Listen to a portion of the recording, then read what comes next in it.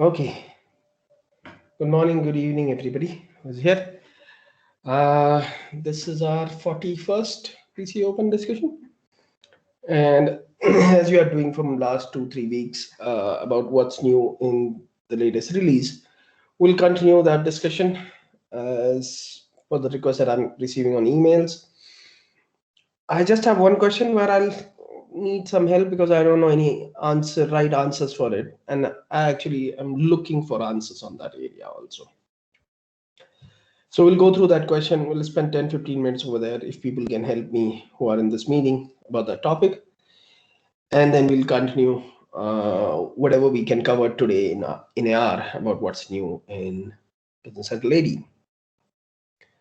So let's go through the normals.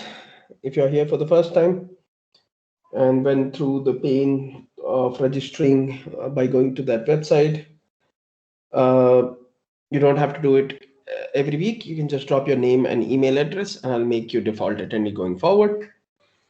If you want to attend based on your availability, then these links get updated every week. So you can choose either or. Okay, so let's talk about some news that are happening in the community about the product. And the big initiative that I saw this week was there is a India Dynamics 365 user group. So this is a user group created by Microsoft specifically for India Business Central or Dynamics Nav developers or consultants. There's nothing much happening right now, but I'm pretty sure that as community grew, people will there might be some sessions for knowledge sharing. There might be virtual events, there might be physical events going forward. So I would recommend everybody to go there and do register. I'm putting the link in the chat. So if anybody wish to, please go there. This is kind of new for India, but having communities around the product is very common in rest of the world. So I guess this is the first attempt from Microsoft, which is a great initiative. So give it a try. If you are on Twitter, then you can follow the trend using India Dynamics 365 user group. And it's just not for Business Central. It encompasses other business Dynamics 365 product. Like if you're interested in Power Apps, if you're interested in D365 sales. So all that is now part of this big family called Dynamics 365. So I'm hoping that in future, everything around Dynamics 365 will be covered in this user group. So the link is in the chat. Go ahead and register whenever you have time. So let's go through the only question that I have for today, and then we'll go through what's new in the product. And in this question, I actually need some help because I'm also struggling with answer, trying to figure out the answer of this question, which is, and this is Shubhas, a great question that he's new in Business Central. He started learning Business Central. And what should be the direction that a new person should, the way that a new person should approach the product learning? Yes, we have training videos. Yes, we have blogs. Yes, we have books. Everything is there. But the way I look at it, if I go back and understand how I learned the product, was a different style, as in you learn when you start doing work into it. That was 10-year-old strategy, I guess, that most of us who are here in this meeting would have followed. But I would like to hear anybody have any thoughts around this, that how would you approach, or how you actually approach when you hire a fresher in your company, how you train them in the product.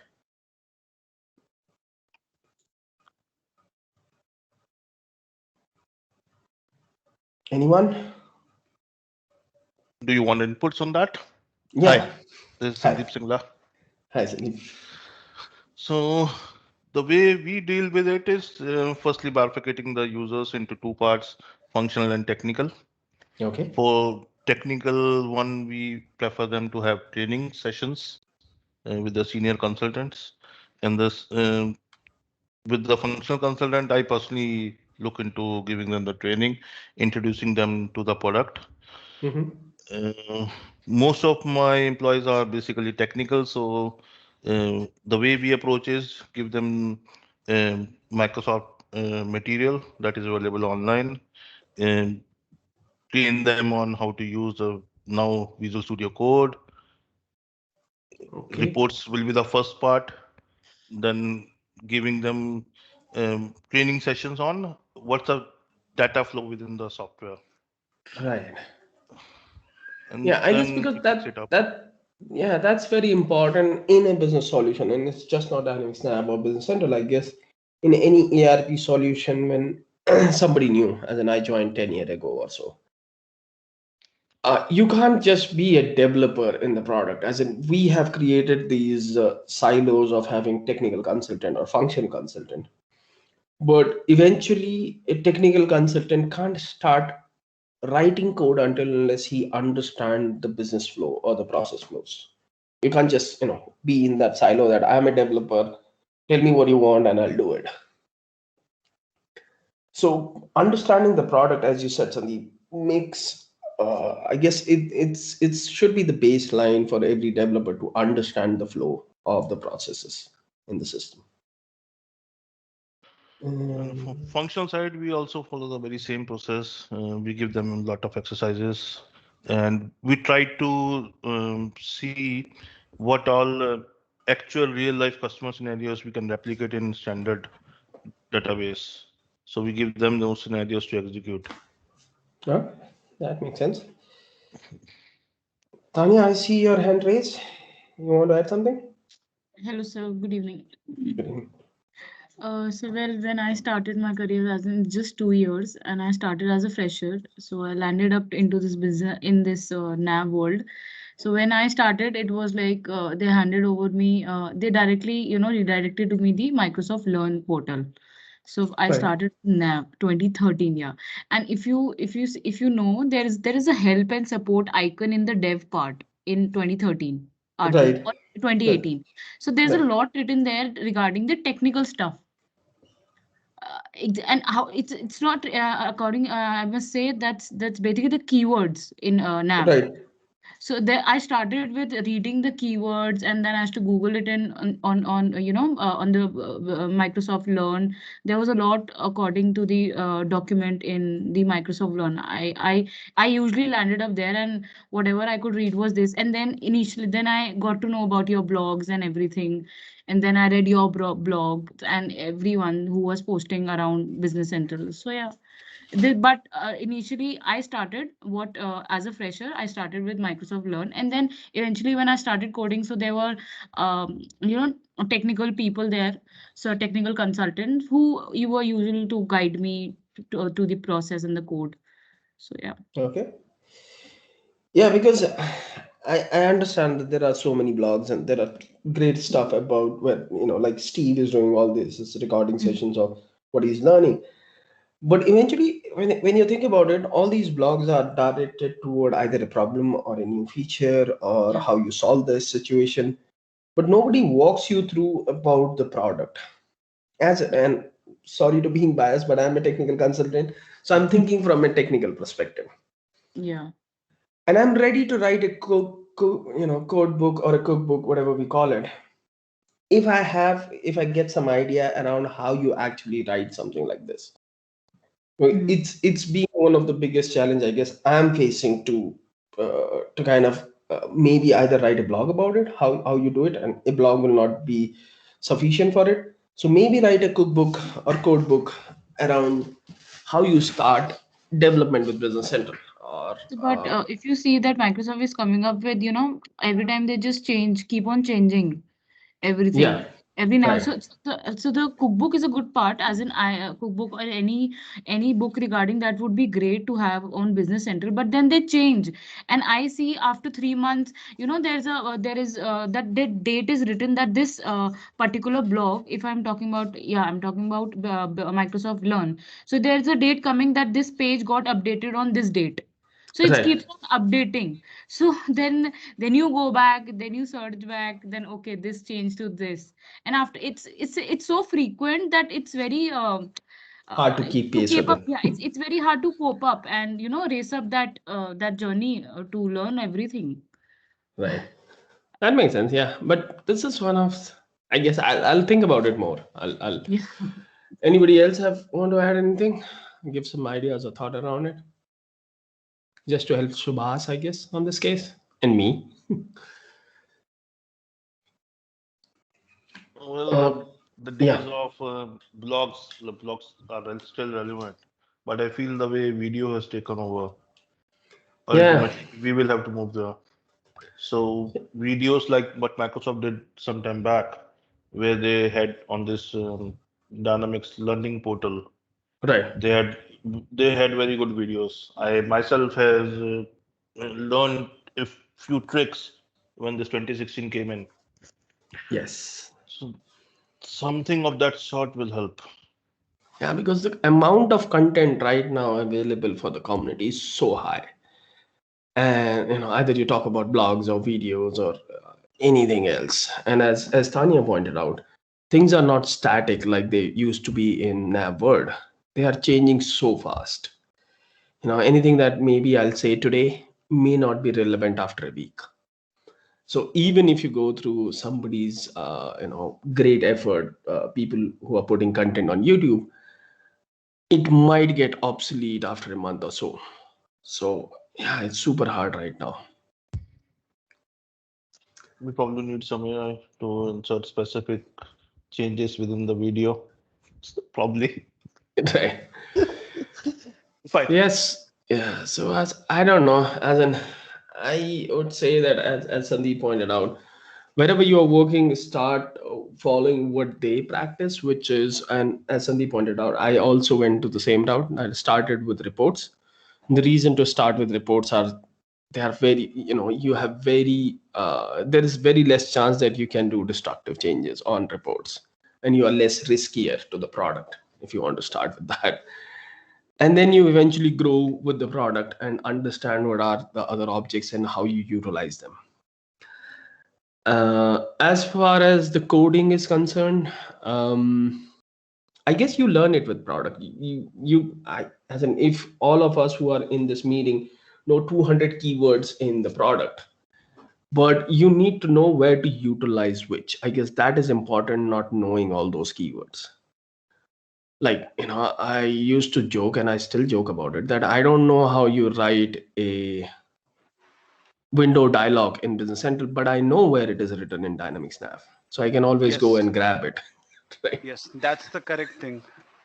They Right. have So everything you, written inside the system. You have to just search for it, and you will be getting those help within the yeah, you system. need yeah, you need to know where it is written, and that's it. And it exists, and what situation it caters to. Yes, And and Okay. that one other grows thing, over the year. one other thing which is very, very understated with lot of freshers at least, and even with some of the seasoned technicals, use of debugger. Right. This is what I prefer. Go through the code, how Microsoft is executing its code, try to learn how they have written it, and just ponder upon why they have written so. So that's Yeah. a way I have done the complete technical stuff. Makes sense. Okay, so thank you, everybody. I guess Subhas will get something out of it. If not, he'll either be here in the next meeting or he'll send us a updated question next week. So we'll see that. Okay, so let's see Thank you about so much. anybody said anything. Sorry.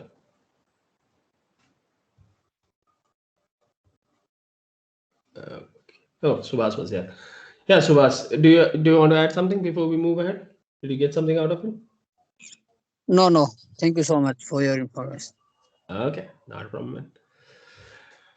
Okay, so let's continue about what's new in the product. There are quite a few changes that I did visited this week in the product. May not be able to present everything today, but then we'll meet next week and talk about it if we can't. So the first thing that we want to talk about, because this is a common question that I'm been getting as soon as the Business Central 18 came up, and especially from partners from India or developers from India, the migration support. So as per the clarity that I have right now after checking with Microsoft, checking Microsoft documents, posting that question on Microsoft Twitter forums and all, is right now there is not, the path for India upgrade is not yet defined. And it's not that that's being ignored. Normally the migration support comes up now with cumulative update 1. So for India localization, we might have to wait for a week now or so when CU1 comes up. And then I'm pretty sure we'll get some clarity how that's going to happen. But what's for the rest of the world where Business Central always existed, for a while now? So Business Central SaaS is an option if you are going SaaS, or you can go Business Central on-prem. People who attended Directions Asia last week, Microsoft clarified that they don't have any plans to remove on-prem offering. So don't worry about it. They had a kind of a plan till 2025 or 2023, if I'm not wrong, where on-prem was existing. So if you have a specific situation which forces you to be on-prem, be on-prem. That's that's not kind of going away at this point. So if you have to go to Business Central SaaS and you are on Business Central 18, then surely you can replicate your data to Business Central SaaS using the replication framework that's available. If you are on Business Central 17 on-prem, starting cumulative update 1, and we need to remember this because I got this question on the day when Business Central 18 was launched. Somebody was doing a go live and they created the SaaS environment and it got created into Business Central 18. So if you have go lives right now to Business Central, then you need to wait till CU1. And this is not just this time. Anytime there's a Business Central version comes up and customer want to go to SaaS, wait for CU1 when the migration path is defined. So next month, Business Central 17 on-prem can directly replicate to Business Central 18 SaaS, or they can replicate or upgrade to Business Central 18 on-prem. That's still supported. Same story for Business Central 16. You can either go to Business Central 18 on-prem or Business Central 18 SaaS. Business Central 15 had the same story till now, but remember, Business Central 15 is no longer supported by Microsoft. Now, starting Business Central 15, a product will be supported by Microsoft for 1.5 years, which means when the third release comes up, the first one goes away. So now in every 6 months, a Business Central version will be out of support, and because there will be a new one every 6 months. So this was the first version of a fully fledged AL, and that's going away. That's gone or going away this month. But yeah, still there is a replication path to either SaaS or on-prem.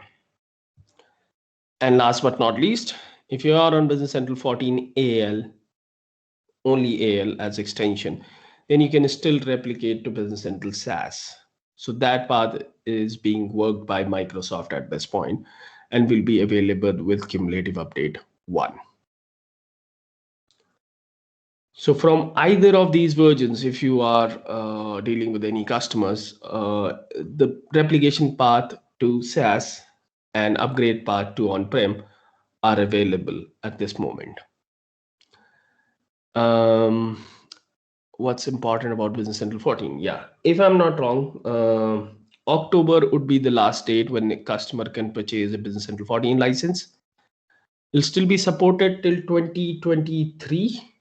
But Microsoft have extended a year because of COVID so that people can purchase Business Central on-prem 14 license. But October this year, Business Central 14 license will no longer be supported or be available to purchased. Any questions on this one? On migration support? Okay. So Business Central 14 is right now the only version of CAL or NAV, which can take you to Business Central 18. And India did not have a Business Central 14. So we'll see what creative ways Microsoft comes up to have that migration path to on-prem or SaaS of Business Central for India. Okay, the first topic which I liked, I don't know the reason behind it, was an announcement about returning the complex types. So for all these years in Dynamics Nav or Business Central even, there was a limitation what we can return from a function. It was always a simple type like a Boolean or an integer or a decimal or a text variable with a specific length or unlimited, whatever that was. But you can't return complex data type, which can be a report or a code unit or a table as a filter table set or any other data type that's available in Business Central. Starting Business Central 18, that's possible. The only limitation is that it does not support returning a file.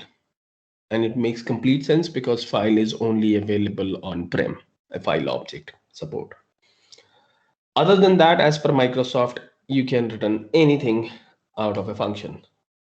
So let's see what that means. Let me create a go and 41, 7.0.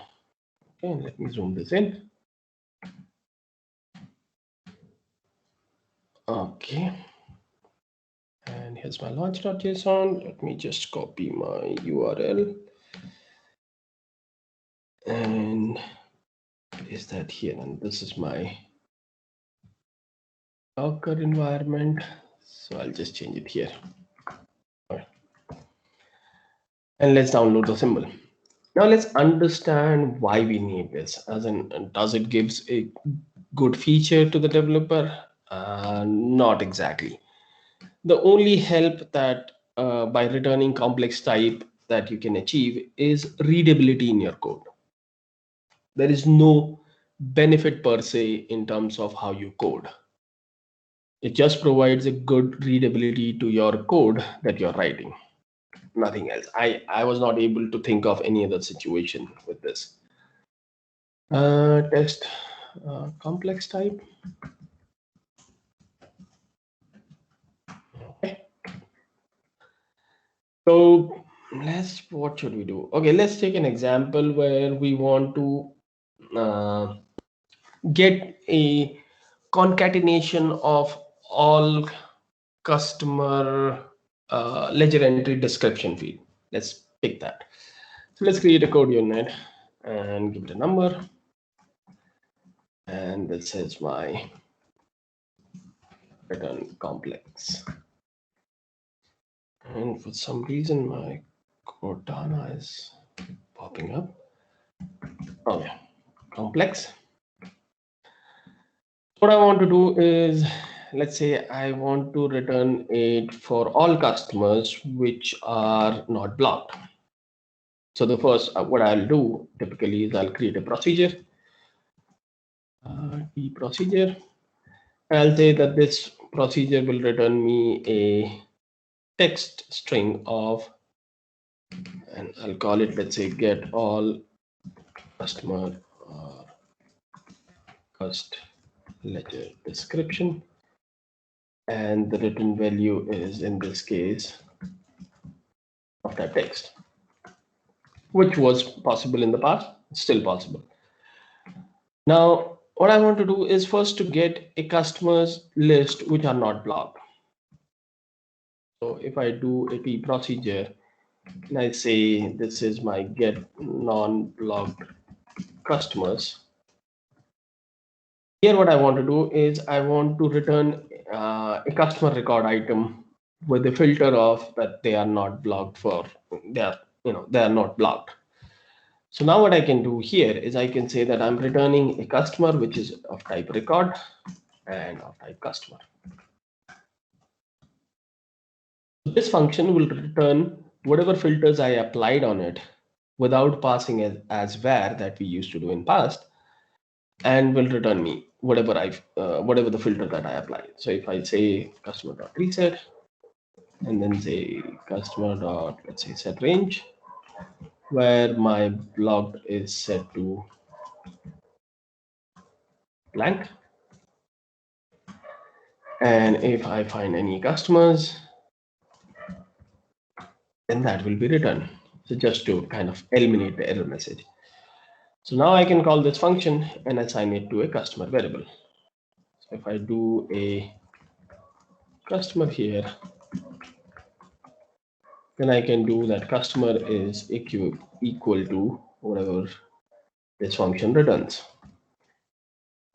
What it provides me is just a readability of that code, that I don't have to write all this here in the main loop.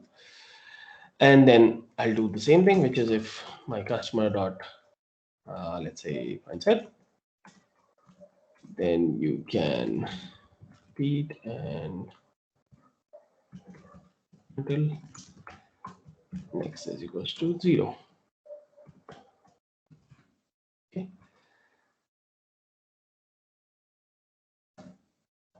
Okay, so what I want to do now is per customer wise, I want to check the customer ledger entries which are available. So let's create one more function to get customer ledger entry. Entry of record customer or cust ledger entry. And then I can get the value of my customer ledger entry here from let's say get customer ledger entry, and this time I'm passing a variable of customer to get the specific customer ledger entry. Now this is ALAZ extension. If you don't know about it, you can surely download that from your extension pack. ALAZ tools, great extension. Maybe someday we can just do a session on this. There are so cool things into this. But right now I just written a function and it shows me a warning that this function does not exist, which is a default warning. But at the same time, you will notice that there is a help icon which shows you fixes. And then I can create a procedure using AL code actions. And it creates a procedure definition that it is supposed to return the record of customer ledger entry. It is receiving a parameter, whatever I defined there. Not here, let me go up. And this will be a local procedure. So it can understand what kind of line you're writing, what are your written values, and then create that procedure for you. Just a cool tip on your extension that you can add. But I don't want to pass something as unknown, so I'll say this is my customer ledger entry. Otherwise, I'll have to create a local variable here. So at this point, I can say that this gets reset, and then this gets a range based on the customer number that comes from the customer number. And if I have to apply any filters here, I can do that here. But at the end, I can do my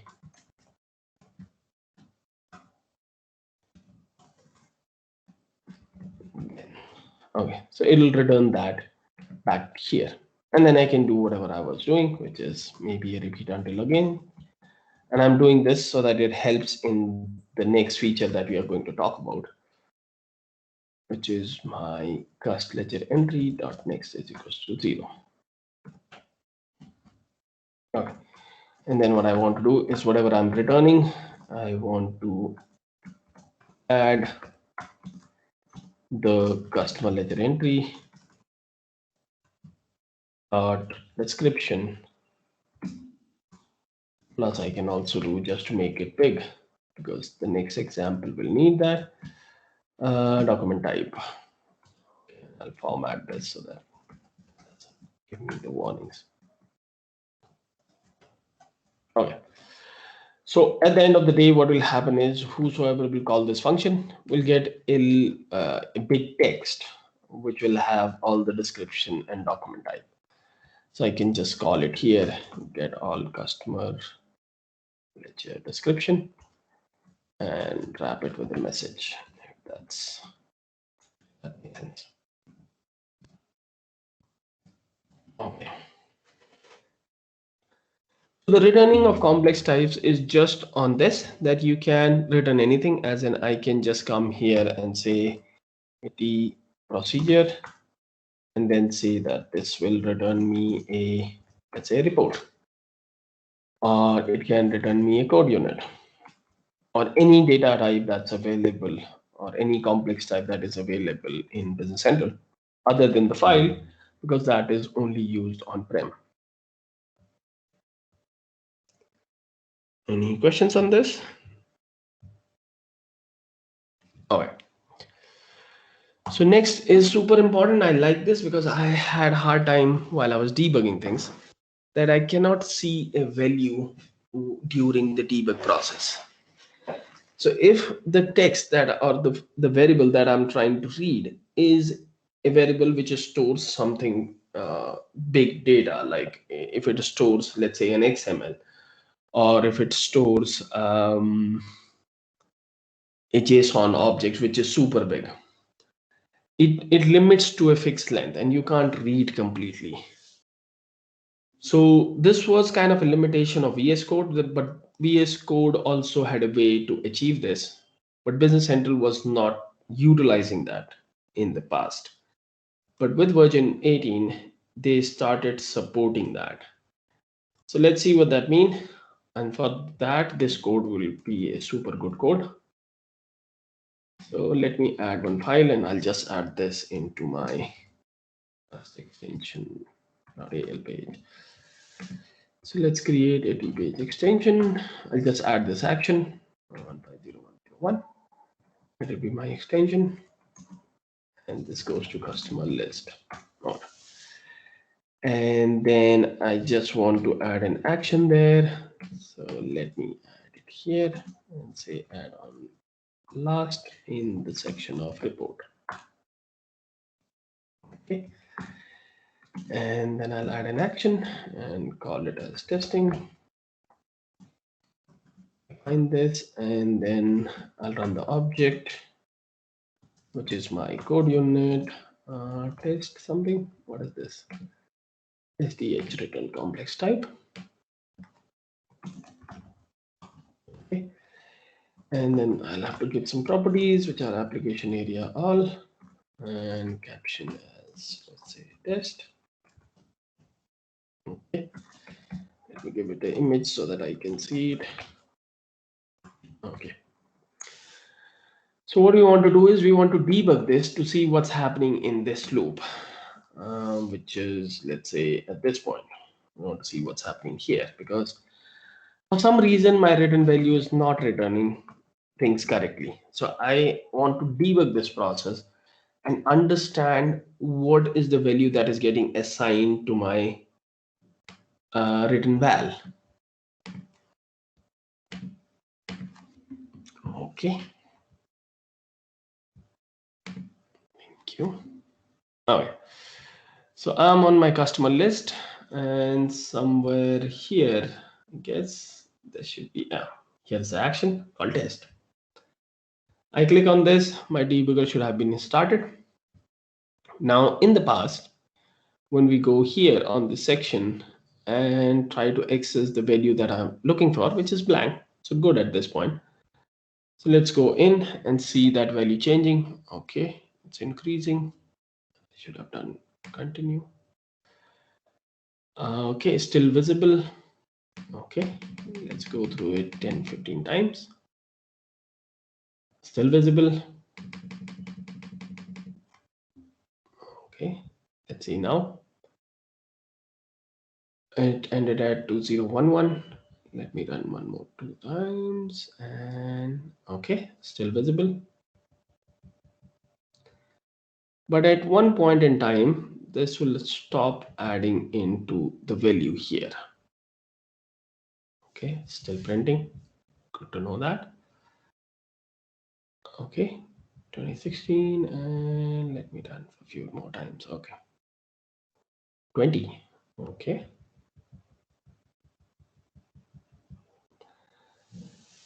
So now if you see, after 102021 invoice, there is a dot dot, and I can't see what's rest of it that is stored in that variable. And that becomes tough when you are debugging a process. And I was stuck with this last week where I was debugging something on a sandbox environment for a customer, because after this point, and that was an XML, I can't read what's inside there. So how Visual Studio treats it, as in when you reach to that point, Visual Studio have this debug console, which was not being utilized by Business Central in the past. But now, if your value goes a little bit big, you can actually come here and type that value, that parameter name. So if I type my written val and hit enter, it'll actually show me the whole value at that moment. So if you are debugging a big process which is increasing the size of your written parameter or whatever that you want to see the whole value, you can always come here now, type in that variable name in this area, hit enter, and show you whatever the value at that moment. Now, people who haven't done XML file, JSON file handling may not see this useful, but people who have done those, it gets super crazy where you cannot read what's inside that structure that is holding that. So remember this, there surely will be a situation where the value becomes so big that you can't read it there. In that case, you can just come here into the debug console and type that parameter name. Any questions on this one? Any thoughts before we move ahead?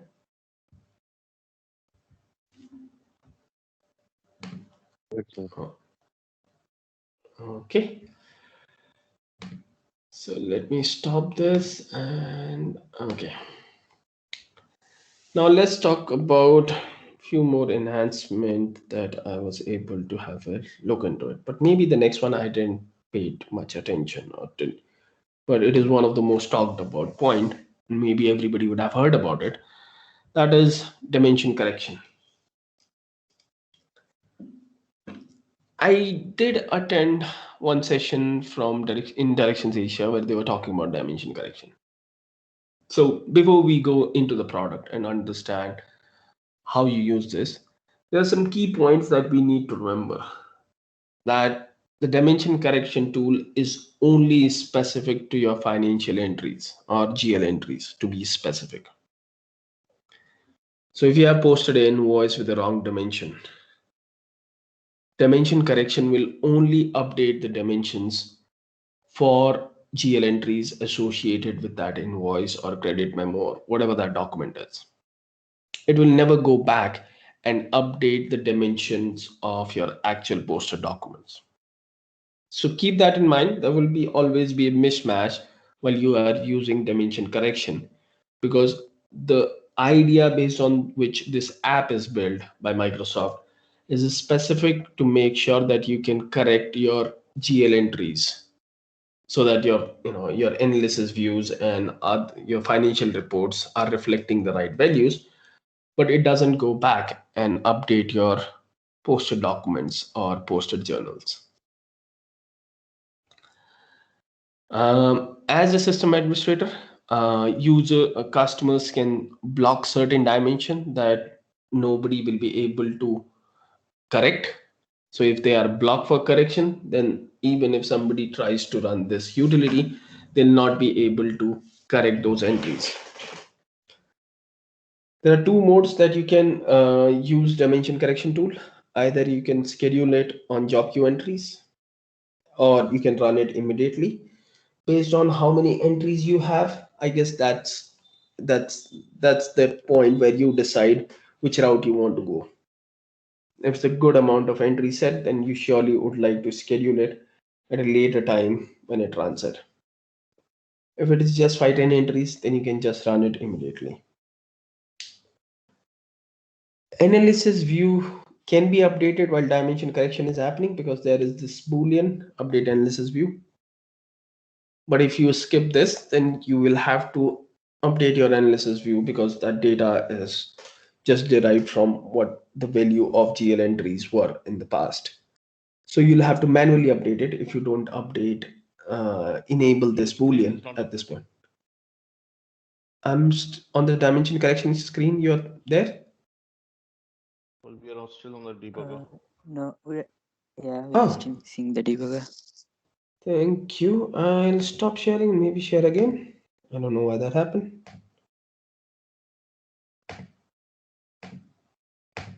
Okay, let me know when you can see it. Yes. Visible now. Right. Thank you. Thank you, Sandeep. As I was saying, analysis view update is an option or a boolean that you can set up while you are using the dimension correction tool. But if you don't enable it, you will have to run it, as we all know, if we change anything. You can execute dimension correction from different areas, like from GL entries. If you have a set of entries that you want to revert dimensions from, and a GL register, so that you get the whole view of that. With Business Central 16 or 17, they released this feature called Posted Journal. So you can also do it from there, or you can directly search for the dimension correction and set it up there. So it's available only in these areas, and it only updates, as I said, the GL entries. It doesn't impact any other transactions from which are the source transaction of those GL entries. So let's first see what's visible from different areas. So if you go to your, let's see, chart of accounts, and let me collapse this. Go to GL entries from there. There will be an action somewhere to kind of correct GL entries. Let me see. Yeah, correct dimension. So that's an option where you can pick one entry and set up your dimension correction. Or if you want to make sure that your whole transaction is set correctly, then you can always go to your GL register and run it from there. Oh, I'm on the wrong page. Okay, or if you haven't seen it, then there is one page called Posted Journal, and you can also run it from there. These are the places where Microsoft have added, which gives you different options from where you want to correct your dimension. But if you're not sure where you want to run it, I guess you can just search for dimension correction, and you will end up on a page like this. So let me delete this. It was created when we clicked that. Okay.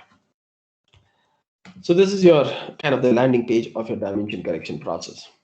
At this point, you come here, you create a new entry, you give it a name, whatever you want to call it.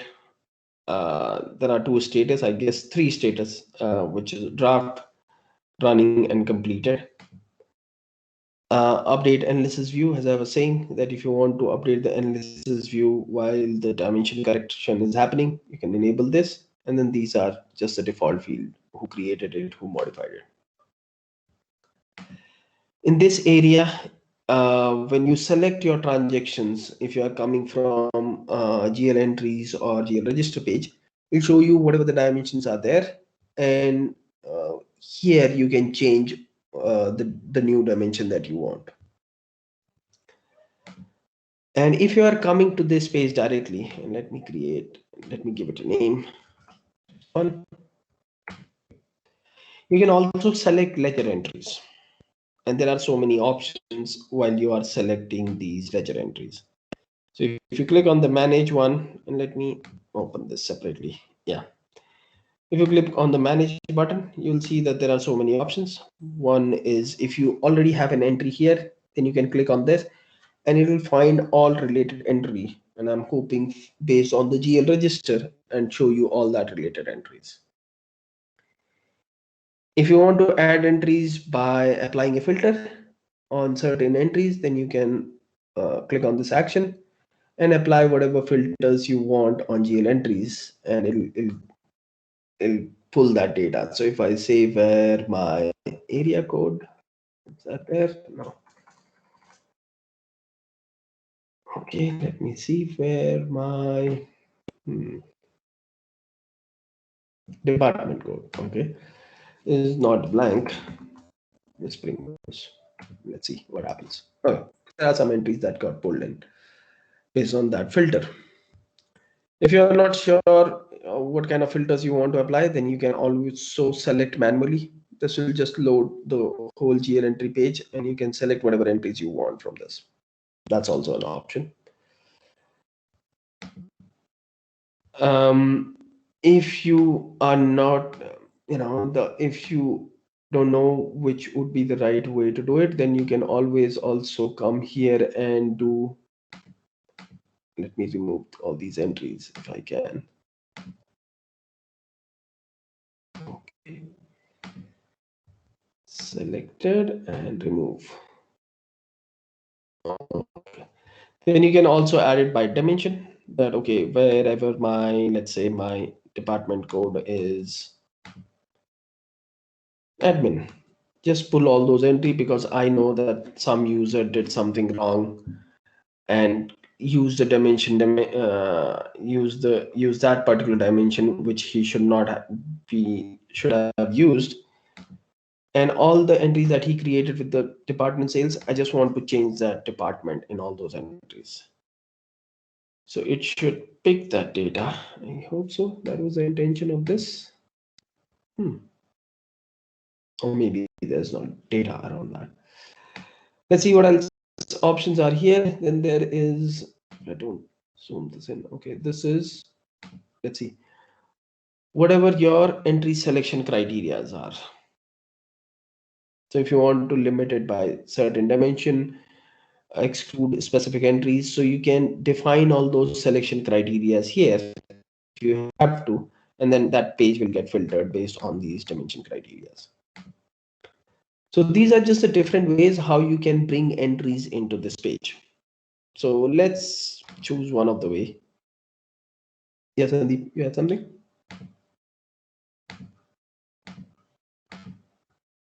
Okay. So let's pick few entries where there is a value on one of the dimension, which is, let's say, these two. And this is a payment entry, an invoice. So let's pick these two and click OK. Just to make sure that I'm not missing any relation, what I'll do is I'll click on add related entries. I'll pick the entry which is related to this. So now I guess I have 601, 610 which are related. And then I also click on this and say add related entries. And it seems there is none. Okay. So now I have these three payment entries where there are some dimensions. So as soon as this page gets some entry, this dimension correction change will automatically load saying what dimension exists in the selected entries that you have added. And if there are multiple entries selected for similar dimension, then it shows you this, that there are different values, two different values that are available in these three entries that you have selected. So you can choose which one you want to update. So I am sure that I would like to change my area dimension on these three entries, and let me note down numbers of these. So this is 601, 602, and 610. Now to make sure that I want to change it from 70 to be, let's say, 30. Once you have changed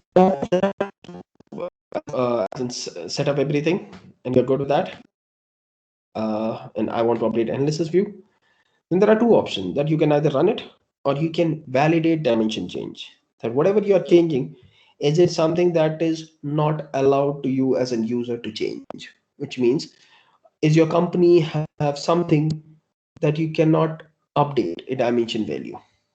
So when you click on validate change, it checks and it also runs it immediately. So it validates the dimension correction and then do it. So before we run this, let's see where that validation is. So if you come here and look for dimension correction, you'll see one called dimension correction setting. So as an administrator, I can say that, okay, for area, I don't want anybody to be changing these dimensions are blocked for correction.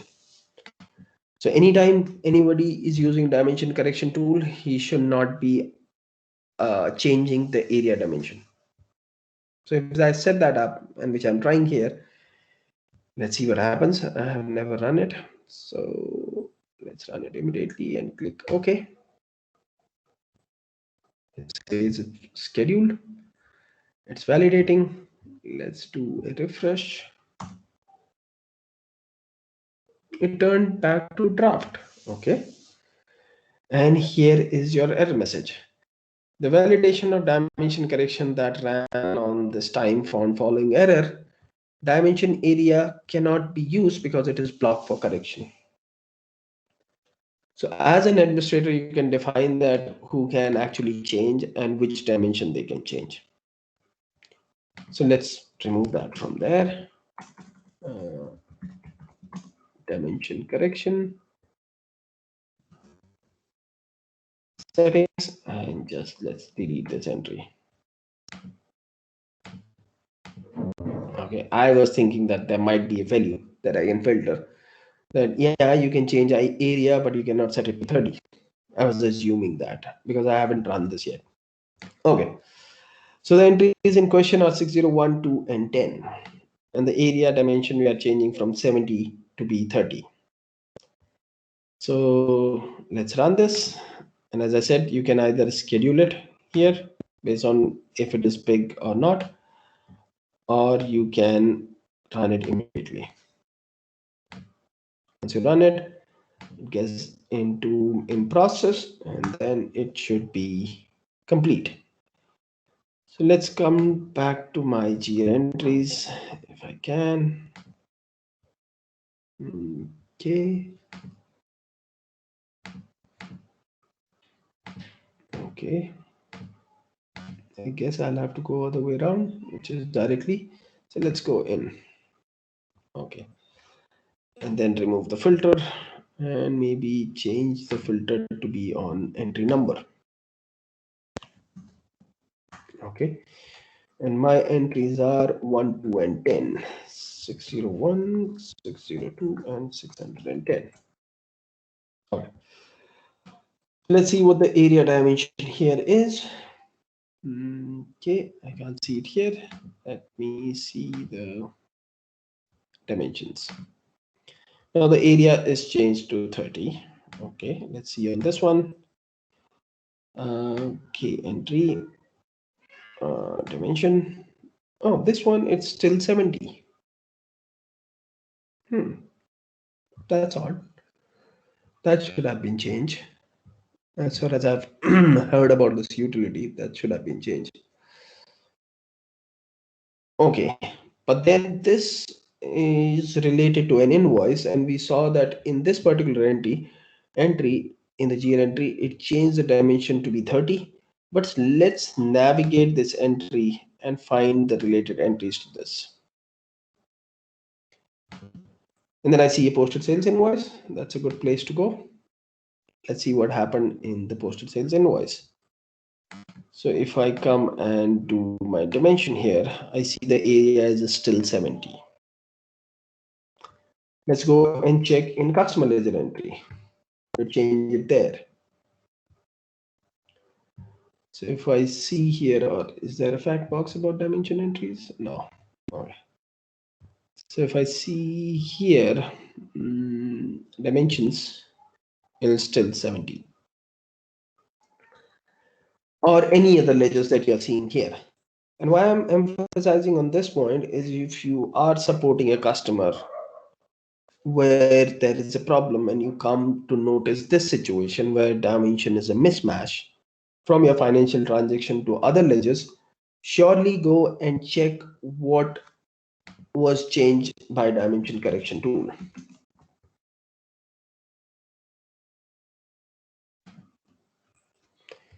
So you need to see that who changed it, when changed it, and what was the change. Because there will always be a mismatch when user will start using it, because that's how this tool is built, that it only updates your financial entries, not any other entry.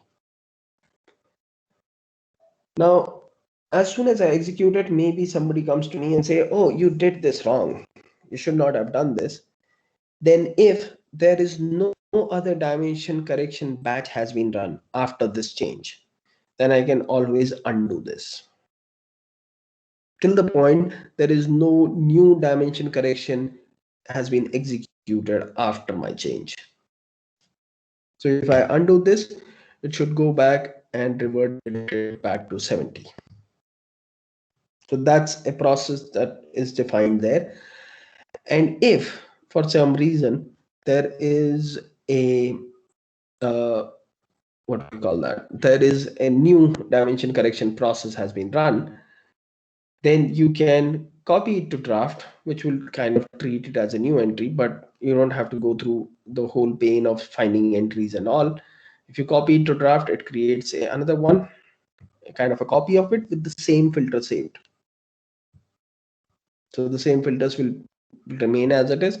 You'll get the same set of entries, and you can again change it to whatever values you want. So do you see a situation where this will be useful? Anybody? Very rarely, very rarely. I don't think I will allow in most of my implementation this functionality. Right, because if I know that there are other extensions available which does it, from source to all the ledgers. But if I think it from Microsoft perspective, and I don't know how many people know about it, but in starting Business Central 14 or NAV 2018, I'm not sure. In your sales and purchase payable setup, sales receivable and purchase and payable, they've added a boolean which allows you to delete your posted documents. And when I think about it, it seems that the posted invoices or posted shipment are not that relevant. Going forward, what is relevant is the ledger entries associated to that. Right? Here that boolean or date is. Allow document deletion before. So if you give a date here, and this was available in NAV also, then you can actually delete the posted sales document which were on a posting date before this date. And this has been used and working. I guess I have set it up for good amount of customers which don't want to carry that legacy load. And I guess this was the idea that was running in their mind while they were working on it. But yeah, I also think that they should also at least update other ledgers like customer ledger entries or vendor ledger entries. Any associated entries ledgers should have been updated with that dimension. But yeah, when I think about this, I think this is what was running in their mind, that yes, people will not store 30 years of their posted sales document in Business Central. They would like to clean it up as time goes by. And that's why we don't want to update it into the posted document. But ledgers, they should have updated for sure. There's no debate on that, I guess. So more than that, it basically means we are modifying the transactions, and that can have a lot of implications. A lot of countries that is severely banned. मतलब the way you can't modify posted transactions, especially if we are using this functionality of dimensions to create branches within the business central. It will be a big problem. So one branch transaction gets reflected in another branch if somebody runs a correction. Right. Yeah, as in, yeah, there are, that I kind of didn't understand of having it half baked. And yes, as in when you hear it from Microsoft, what their perspective is that earlier it was pain when you have to revert something. If you have posted an invoice, then you'll have to kind of correct it, and those features are still in the product. So those are still there, as in people who want to utilize the older ways of correcting their invoices and reverting them. That's still an option. But yeah, I'm still thinking about what would be the situation where you just want to update your here entries. So the good thing is, if I understand it correctly, that dimension correction should have been added as a separate app, if I'm hoping it correct. And if not, then that's something that I guess we'll have to think about it. Dimension correction, no. Okay, that's part of a base app. Okay, that's not that good. I thought they'll write it as a separate app so that you can just disable that app if you think that it's riskier for your customer. Okay, so yeah, I guess that's all we can cover, and then rest we'll cover next week. And yeah, there's one, two, three things I guess that were pending from this week that I covered, but we'll continue this next week. Any questions? I'll stay as long as you guys want. If there are any questions or anything that I can answer.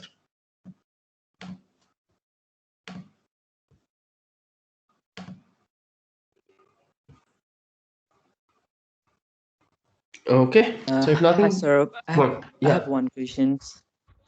go ahead. In that first feature, like we have that written value, we have like Right. complex data type. Can we return like two value now, or should we No, do you like can't. one?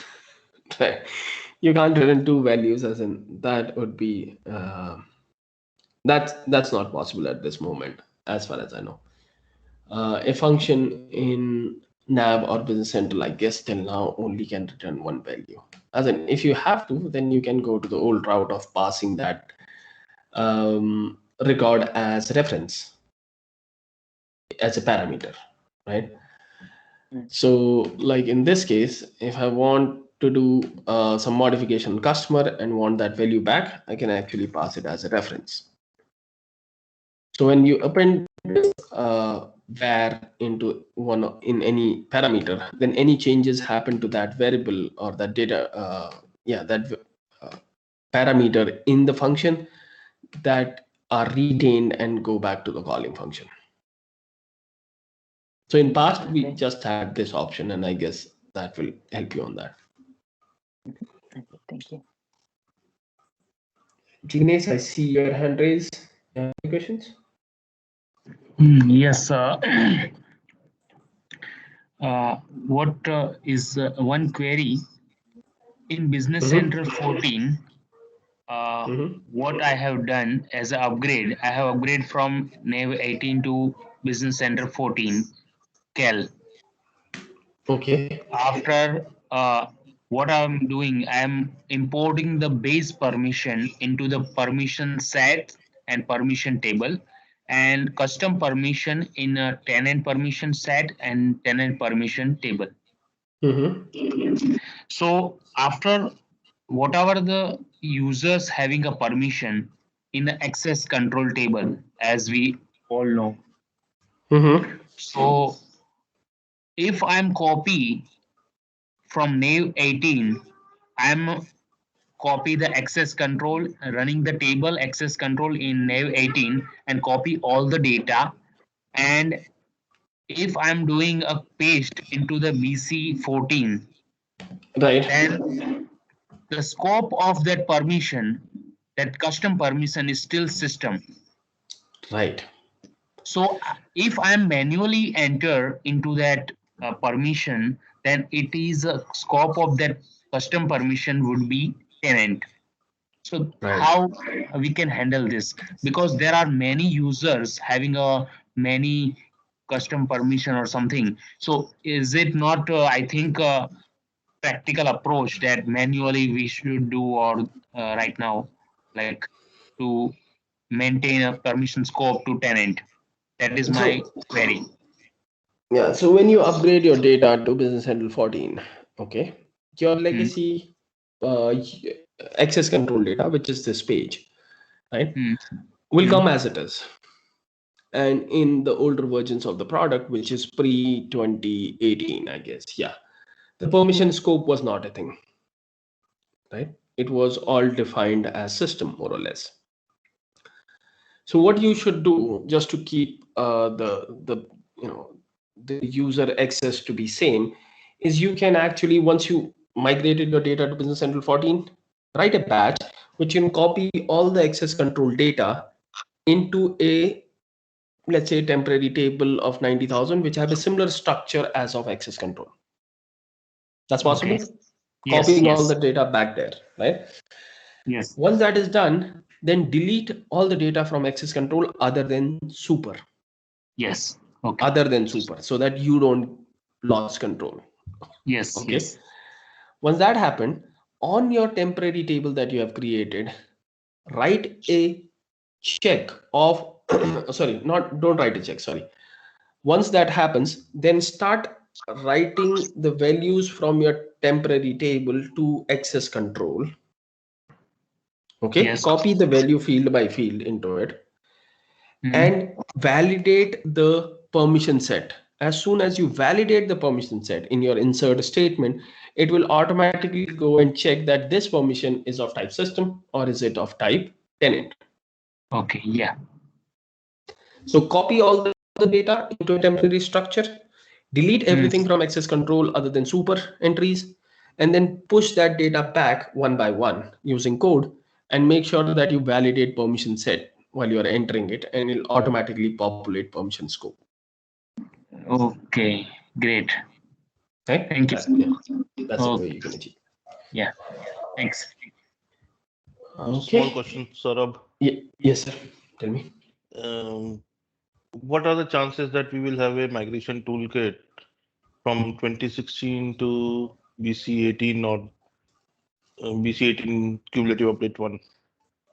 I'm Will pretty much Microsoft? optimistic that that will be available, and the reason is that not having Business Central 14 was not a partner slash customer choice.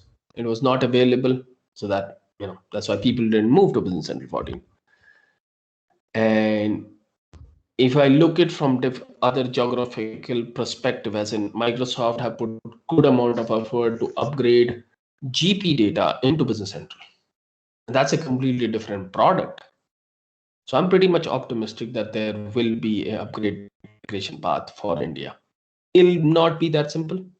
I can say it based on whatever I know about Business Central on-prem in India with GST and all those things.